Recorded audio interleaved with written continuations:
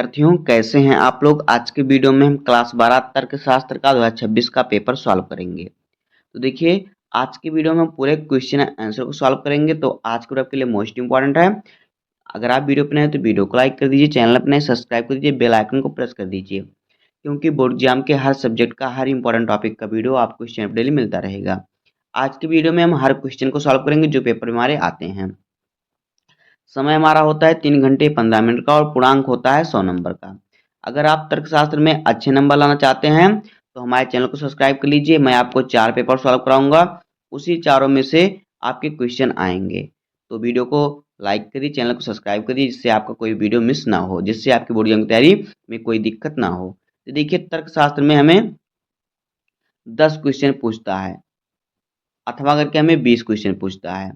देखिए 20 क्वेश्चन पूछता है, उसमें से आपको 10 क्वेश्चन का आंसर लिखना रहता है। हर क्वेश्चन आपका 10-10 नंबर का होता है, जहां से आपको 100 नंबर मिलता है। तो देखिए हम आपको क्वेश्चन पढ़ेंगे और आंसर भी इसी वीडियो में बताएंगे। 2 क्वेश्चनों को पढ़ेंगे, उसके बाद उस क्वेश्चन का आंसर बताएंगे। तो वीडियो में लास्ट में रहिए, हम हर एक क्वेश्चन का आंसर समझेंगे सरल शब्दों में। तो देखिए नोट में हमें दिया है कि सभी प्रश्न अनिवार्य हैं। पहला प्रश्न हमारा यहाँ पे देखिए, प्रश्न संख्या 1 है कि क्या आपके विचार में तर्कशास्त्र का अध्ययन उपयोगी है, जबकि वह लोग भी जिन्होंने कभी इस विषय का अध्ययन नहीं किया शुद्धता पूर्वक तर्क कर लेते हैं। कारण सहित समझाइए। कह रहा है कि क्या आपके अनुसार तर्कशास्त्र पढ़ना उपयोगी है, जबकि जो लोग इसे नहीं पढ़े हैं वो भी तर्कशास्त्र का सफलतापूर्वक उत्तर दे लेते हैं। तो हमें कारण सहित बताना है। इसी में अथवा करके दे रहा है कि निम्नलिखित में प्रत्येक तर्क वाक्यों के गुण और परिणाम बताइए। पहला है कुछ मूर्तिकार चित्रकार हैं, कोई फेरी वाला करोड़पति नहीं है, सभी व्यापारी सट्टेबाज हैं। तो देखिए अगर बोर्ड एग्जाम इस प्रकार से आएगा तो आपको दोनों में से सिर्फ एक क्वेश्चन का आंसर लिखना होगा, लेकिन मैं इस वीडियो में आपके सभी क्वेश्चनों का आंसर बताऊंगा। तो आइए हम इन दोनों क्वेश्चनों का आंसर समझ लेते हैं, उसके बाद आगे बढ़ते हैं।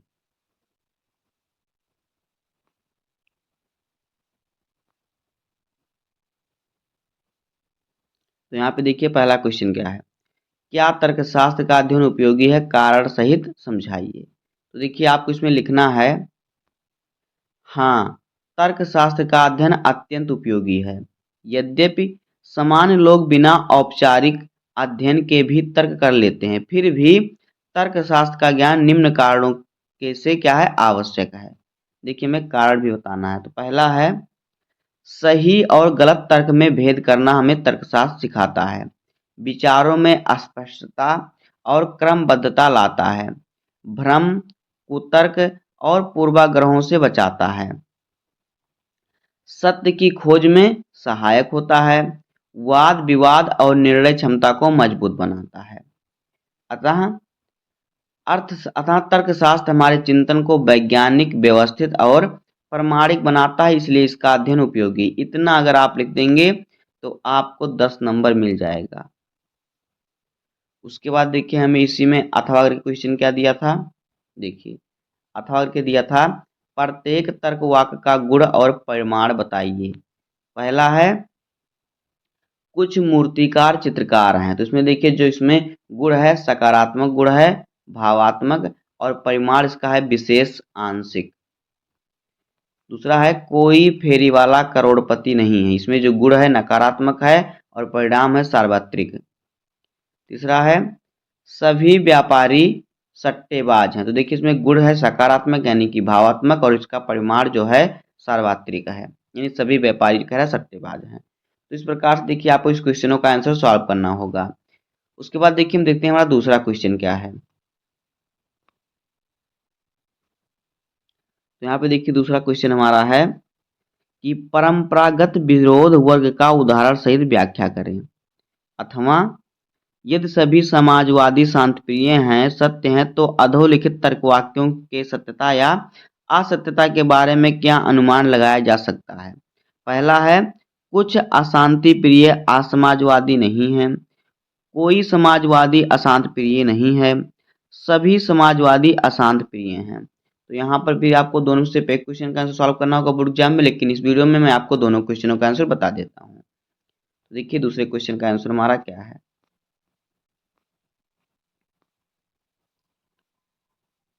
यहाँ पे देखिए दूसरा क्वेश्चन है परंपरागत विरोध वर्ग की व्याख्या उदाहरण सहित कीजिए। तो इसका उत्तर आपको लिखना है परंपरागत विरोध वर्ग 4 प्रकार के तर्क वाक्यों ए, ई, आई, ओ के पारस्परिक संबंधों को दर्शाता है।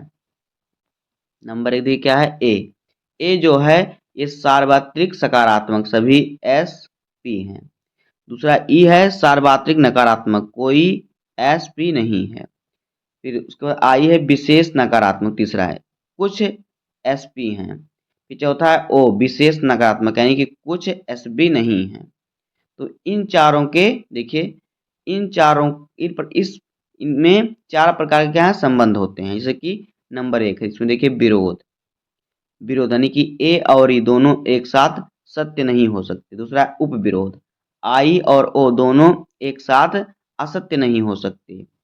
और तीसरा है व्याघात ए ओ तथा ई आई एक सत्य को दूसरा असत्य। चौथा है अनुगमन ए से आई ई से ओ ऊपर सत्य हो तो नीचे भी सत्य है। अब देखिए इसका उदाहरण हो जाएगा सभी मनुष्य नश्वर हैं कोई मनुष्य नश्वर नहीं है कुछ मनुष्य नश्वर हैं कुछ मनुष्य नश्वर नहीं है। इस प्रकार से आपको इस क्वेश्चन का आंसर लिखना होगा। अथवा करके हमें दिया था यदि सभी समाजवादी अशांति प्रिय हैं सत्य है तो देखिए पहला क्या है कुछ अशांत प्रिय समाजवादी नहीं है। यह कथन अनिश्चित है निश्चित रूप से नहीं कहा जा सकता। दूसरा है कोई समाजवादी अशांति प्रिय नहीं है तो यह सत्य है। इस प्रकार से आपको क्वेश्चन का आंसर लिखना है। आगे देखिए क्या कह रहा है कि सभी असमाजवादी शांति प्रिय हैं तो यह सत्य या क्या असत्य या अनिश्चित है यानी मालूम नहीं है निश्चित रूप से क्या है सिद्ध नहीं है ये। अब देखिए तीसरा क्वेश्चन हमारा क्या है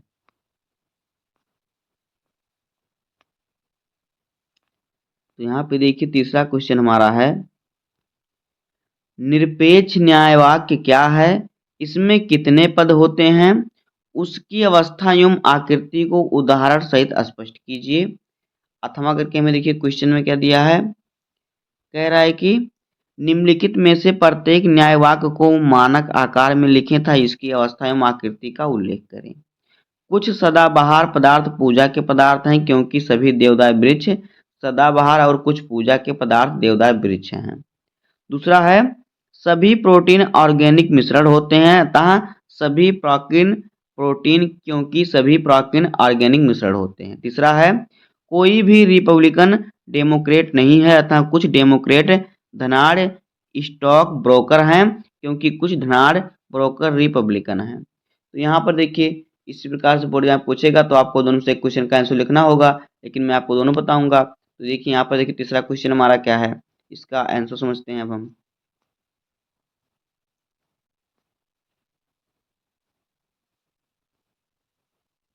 तो यहाँ पे देखिए क्वेश्चन हमारा क्या है निरपेक्ष न्याय वाक्य क्या है इसमें कितने पद होते हैं उसकी अवस्था एवं आकृति उदाहरण सहित स्पष्ट कीजिए। तो इसका उत्तर आपको लिखना है निरपेक्ष न्याय वाक्य वह वाक्य जिसमें किसी विषय के बारे में किसी विधेय का बिना किसी शर्त के प्रतिपादन किया जाता है वो निरपेक्ष न्याय वाक्य होता है।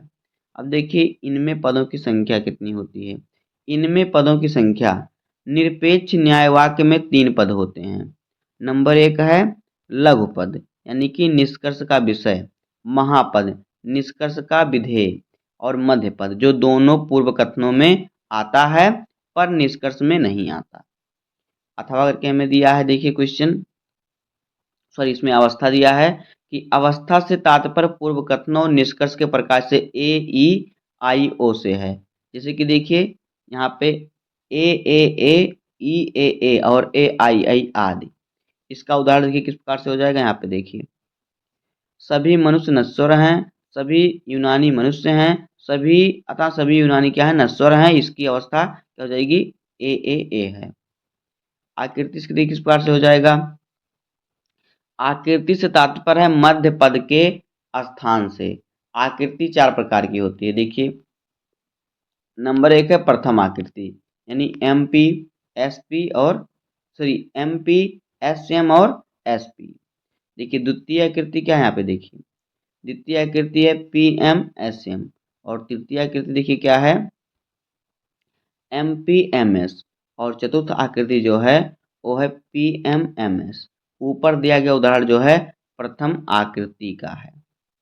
अब देखिए अथवा करके हमें क्वेश्चन दिया था, क्या है निम्नलिखित वाक्य न्याय वाक्यों को मान आधार पर मानक आकार में लिखकर उनकी अवस्था में आकृति बताइए। तो यहाँ पे पहला है, देखिए मानक रूप इसका है सभी देवदार वृक्ष सदाबहार हैं, कुछ पूजा के पदार्थ देवदार वृक्ष हैं, अतः कुछ पूजा के पदार्थ जो हैं सदाबहार हैं। देखिए इसकी जो अवस्था है AII है और इसकी आकृति जो है प्रथम आकृति है। दूसरा देखिए मानक रूप इसका क्या दिया है कि सभी प्रोटीन कार्बनिक मिश्रण हैं, सभी एंजाइम प्रोटीन हैं, अतः सभी एंजाइम कार्बनिक मिश्रण हैं। तो इसकी अवस्था जो है देखिए क्या हो जाएगी AAA हो जाएगी और इसकी आकृति प्रथम आकृति हो जाएगी। तीसरा है इसका मानक रूप देखिए कोई रिपब्लिकन डेमोक्रेट नहीं है, कुछ धनाढ़ स्टॉक ब्रोकर रिपब्लिकन नहीं हैं, अतः कुछ डेमोक्रेट धनाढ़ स्टॉक ब्रोकर हैं।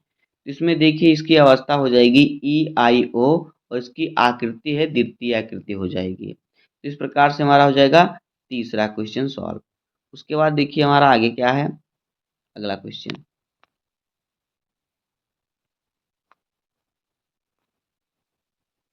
उसके बाद देखिए यहाँ पे हमारा जो है अगला क्वेश्चन क्या है, चौथा क्वेश्चन देखिए कह रहा है कि उभयता पास को परिभाषित कीजिए। उभयता पास कितने प्रकार के हैं, उभयता पास का खंडन करें। अथवा अधोलिखित युक्तियों में यदि कोई तर्क दोष हो तो उसे स्पष्ट कीजिए। पहला है आगंतुक या तो दुष्ट है या बेवकूफ है, या वह दुष्ट है अतः वह बेवकूफ नहीं है। दूसरा यदि यदि रॉबिन्स ब्रेकमैन है तो रॉबिन्सन शिकागो में रहता है, रॉबिन्सन शिकागो में नहीं रहता अतः वह ब्रेकमैन नहीं है। तीसरा है यदि बेकन ने हैमलेट लिखा तो बेकन एक महान लेखक था, बेकन एक महान लेखक था अतः बेकन ने हेलमेट लिखा। तो हमें इसको सॉल्व करना, दोनों में से एक सॉल्व करना होगा आपको बोर्ड एग्जाम में, लेकिन मैं आपको दोनों सॉल्व कराऊंगा इस वीडियो में। तो देखिए चौथे क्वेश्चन का आंसर।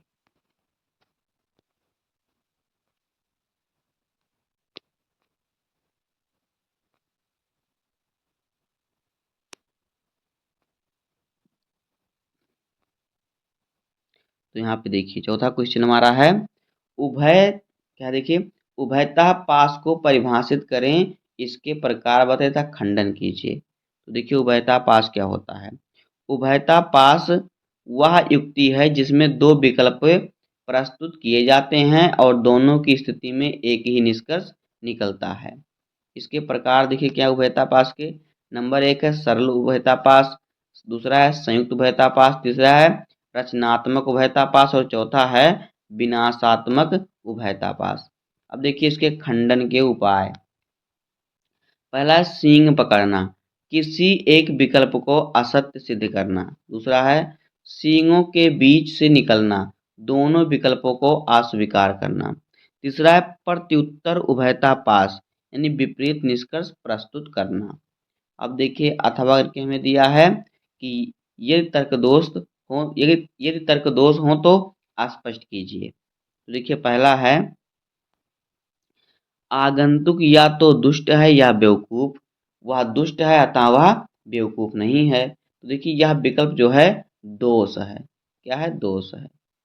उसके बाद देखिए दूसरा है यदि रॉबिन्सन ब्रेकमैन है तो वह शिकागो में रहता है, वह शिकागो में नहीं रहता अतः वह ब्रेकमैन नहीं है। देखिए यह जो है यह वैध तर्क है, क्या है वैध तर्क।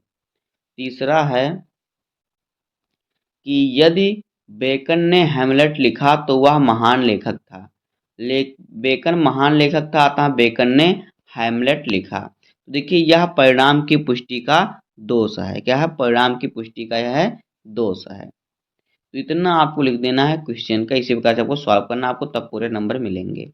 उसके बाद देखिए पांचवा क्वेश्चन हमारा क्या है,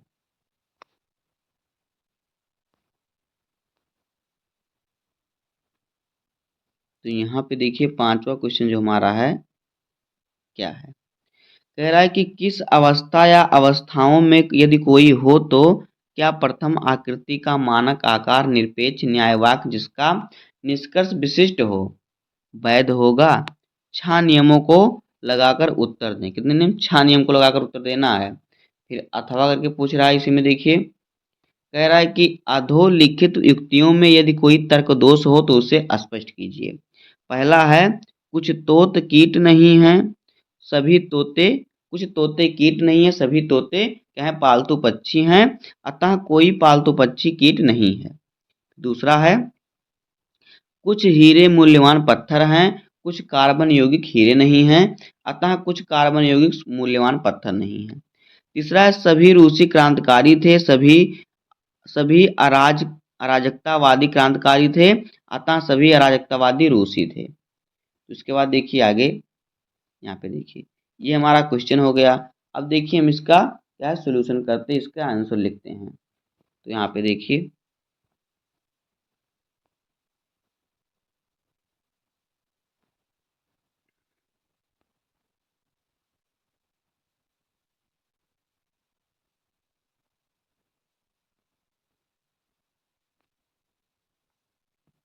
तो यहाँ पे देखिए क्वेश्चन नंबर 5 का जो है इसका जो सोल्यूशन कैसे हम करेंगे।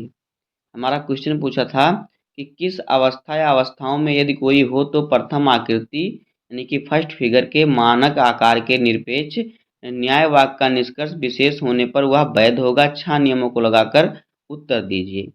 देखिए उत्तर, प्रथम आकृति का सामान्य रूप देखिए क्या है, पहला है क्या प्रमुख प्रतिज्ञा यानी एमपी एम से पी, दूसरा है गौड़ प्रतिज्ञा एस से एम, निष्कर्ष एस से पी। तो यहाँ पे देखिए छह नियम लगाने के लिए बोला तो छह नियम संक्षेप में, पहला है मध्य पद कम से कम एक बार वितरित होना चाहिए। दूसरा है जो पद निष्कर्ष में वितरित है हो वह आधार में भी वितरित होना चाहिए। तीसरा है दो नकारात्मक आधार नहीं हो सकते। चौथा है यदि एक आधार नकारात्मक हो तो निष्कर्ष भी नकारात्मक होगा। और पांचवा है दो विशेष आधार से निष्कर्ष नहीं निकलता। छठवां है यदि कोई आधार विशेष है तो निष्कर्ष भी विशेष होगा। आगे देखिए, अब देखिए विशेष निष्कर्ष आई या ओ की जांच।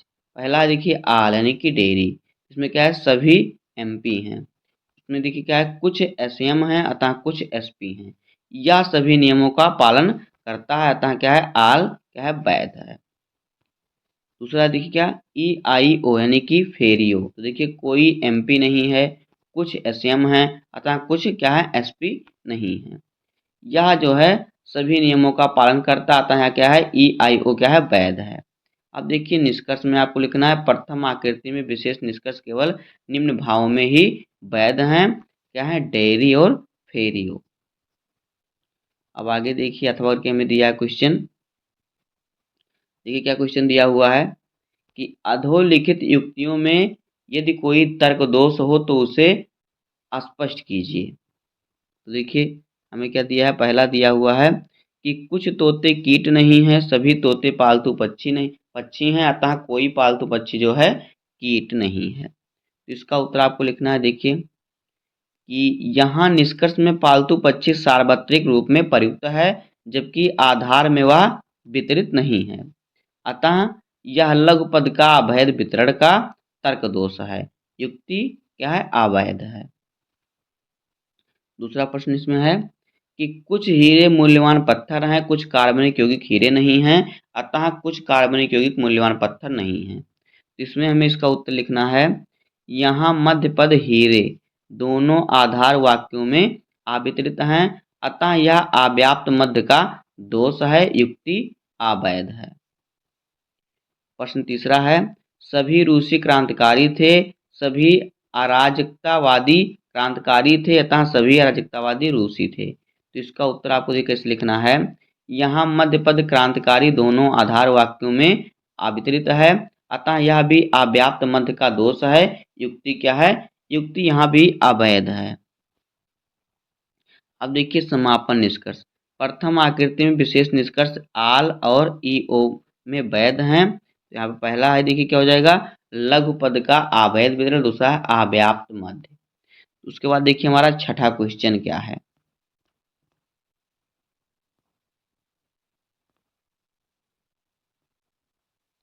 तो यहाँ पे देखिए हमारा छठवां क्वेश्चन यहाँ पे है। छठवां क्वेश्चन जो हमारा है, कह रहा है कि प्राक कल्पना की परिभाषा क्या है, शुद्ध प्राक कल्पना की शर्तों की व्याख्या कीजिए, अथवा सादृश्यानुमान क्या है, वैज्ञानिक आगमन से इसकी तुलना कीजिए। देखिए हम दोनों क्वेश्चनों का आंसर समझते हैं।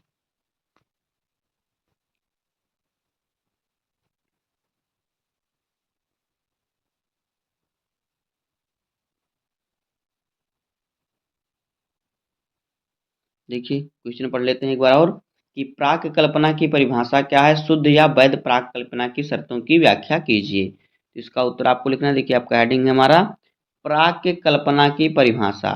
प्राक कल्पना वह अस्थाई अस्थाई अनुमान है जिसे किसी घटना या तथ्य की व्याख्या करने के लिए सत्य मानकर प्रस्तुत किया जाता है और जिसकी सत्यता की परीक्षा की जानी बाकी होती है। जिसकी सत्यता की है, यानी उसके जो सही चीज है उसकी परीक्षा की जानी बाकी होती है, होता है प्राक की कल्पना। अर्थात कि किसी घटना के कारण को समझने के लिए किया गया अनुमान जो होता है, प्राक की कल्पना कहलाता है। खवाला है वैध, यानी शुद्ध प्राक कल्पना की शर्तें। पहला है तथ्य संगतता, वह ज्ञान तथ्यों के विरुद्ध ना हो। परीक्षणीयता, उसका परीक्षण संभव हो। अस्पष्टता, वह अस्पष्ट और निश्चित हो। पर्याप्तता, वह संबंधी सभी तथ्यों की व्याख्या कर सके। सरलता, अनावश्यक जटिलता ना हो। नवीनता, वह नए तथ्यों की खोज में सहायक हो। अथवा करके देखिए हमें क्वेश्चन क्या दिया हुआ है। क्वेश्चन हमें दिया हुआ है कि सादृश्यानुमान क्या है, वैज्ञानिक आगमन में इसकी तुलना कीजिए। तो देखिए वैज्ञानिक आगमन से इसकी तुलना कैसे करना है। तो हमारा हेडिंग है सादृश्यानुमान। जब दो वस्तुओं में कुछ समान गुण देखकर किसी अन्य गुण में भी समानता मान ली जाती है तो उसे सादृश्यानुमान कहते हैं, यानी एक समान की वस्तुएं कहते हैं, यानी उसी के जैसा दिख रहा है। इसका उदाहरण हो जाएगा, पृथ्वी और मंगल में कुछ समानताएं हैं, अतः मंगल पर भी जीवन हो सकता है। खा वाला है वैज्ञानिक अनुमान में वैज्ञानिक आगमन से तुलना। तो देखिए सादृश्यानुमान और वैज्ञानिक आगमन। तो देखिए सादृश्यमान जो है समानता पर आधारित, लेकिन जो वैज्ञानिक आगमन है प्रयोग और परीक्षण पर आधारित है। संभाव्य निष्कर्ष देता है, लेकिन जो ये वैज्ञानिक होता है अधिक विश्वसनीय निष्कर्ष देता है। कम निश्चित होता है, लेकिन वैज्ञानिक वाला अधिक निश्चित होता है। सीमित उदाहरण पर आधारित होता है, लेकिन जो वैज्ञानिक वाला होता है व्यापक परीक्षण पर आधारित होता है। अब देखिए सातवां क्वेश्चन हमारा क्या है।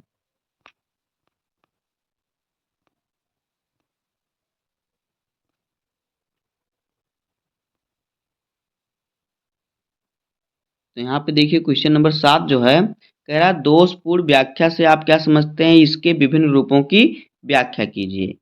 फिर अथवा करके दे रहा है कि नियम का क्या अर्थ है, उदाहरण सहित स्पष्ट कीजिए। देखिए दोनों में से आपको एक सॉल्व करना होगा, लेकिन मैं आपको दोनों बताऊंगा। देखिए सातवां क्वेश्चन क्या है, क्वेश्चन का आंसर।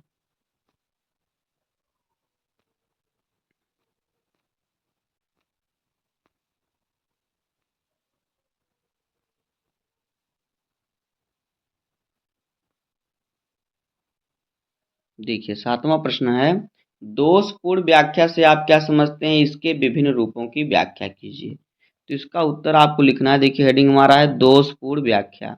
इसमें आपको लिखना है कि जब किसी घटना की व्याख्या गलत कारण या अपूर्ण आधार पर की जाती है तो उसे दोषपूर्ण व्याख्या कहते हैं, यानी जिसमें दोष होता है वो दोषपूर्ण व्याख्या होती है। इसके रूप देखिए क्या है दोषपूर्ण व्याख्या के, असमुचित कारण, परिणाम को कारण न मानना, और फिर तीसरा है आंशिक कारण को पूर्ण पूर्ण कारण मानना, समानता को कारण मान लेना और अंधविश्वास आधारित व्याख्या करना। अथवा करके इसी में प्रश्न दिया है। देखिए कह रहा है कि नियम का क्या अर्थ है, उदाहरण सहित स्पष्ट कीजिए। तो हमें देखिए इसको उत्तर लिखना है। नियम वह सार्वभौमिक कथन है जो घटनाओं के बीच अस्थायी और अपरिवर्तनीय संबंध को व्यक्त करता है। इसका उदाहरण हो जाएगा, देखिए गुरुत्वाकर्षण का नियम, ऊष्मा से धातु फैलाना, नियम अनुवाद और प्रयोग पर आधारित होता है। उसके बाद देखिए हमारा क्वेश्चन नंबर 8 क्या है। पहले हम क्वेश्चन को पढ़ लेते हैं, फिर आंसर को सॉल्व करते हैं।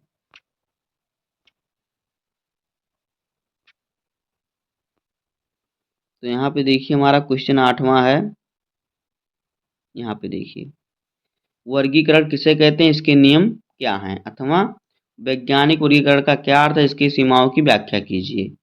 उसके बाद देखिए 9 नंबर क्वेश्चन है, निराकरण के सिद्धांत की व्याख्या कीजिए अथवा सहपरिवर्तन विधि की 100 उदाहरण व्याख्या कीजिए, इसमें विशेष लक्षण क्या हैं।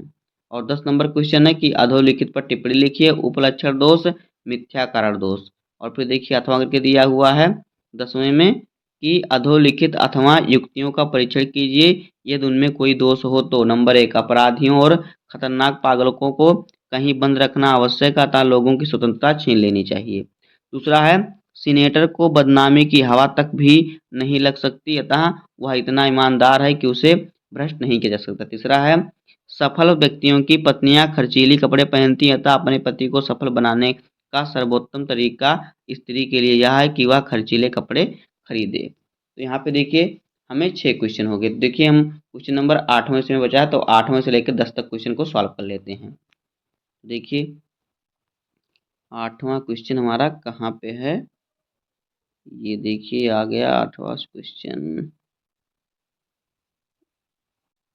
तो यहाँ पे देखिए हमारा है जो क्वेश्चन नंबर 8, यहाँ पे देखिए 8वां क्वेश्चन क्या है, वर्गीकरण किसे कहते हैं, इसके नियम क्या हैं।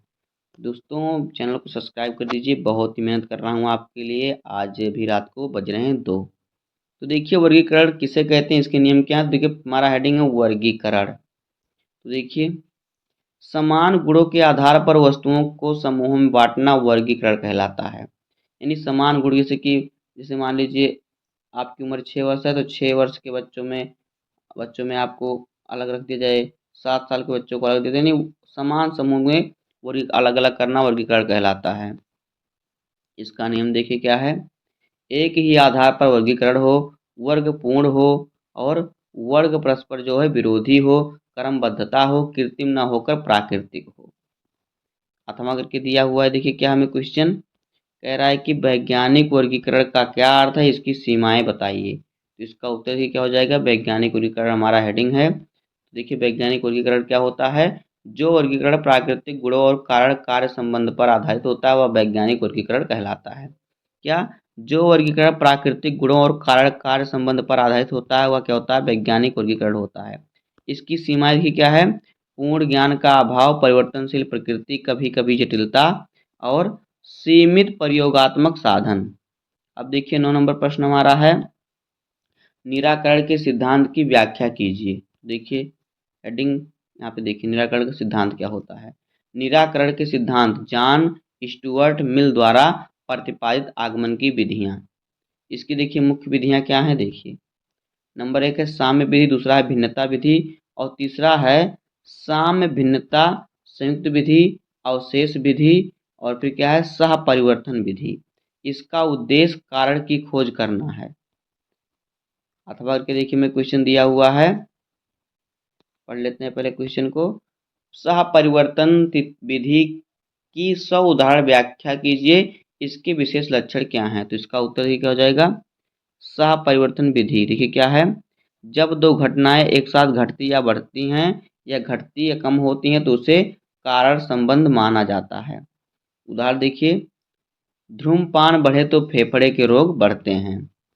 खास देखिए विशेष लक्षण इसका क्या है, यहाँ पे देखिए विशेष लक्षण मात्रात्मक संबंध पर आधारित, यानी धूम्रपान बढ़े तो फेफड़ों के रोग क्या होते हैं, बढ़ जाते हैं।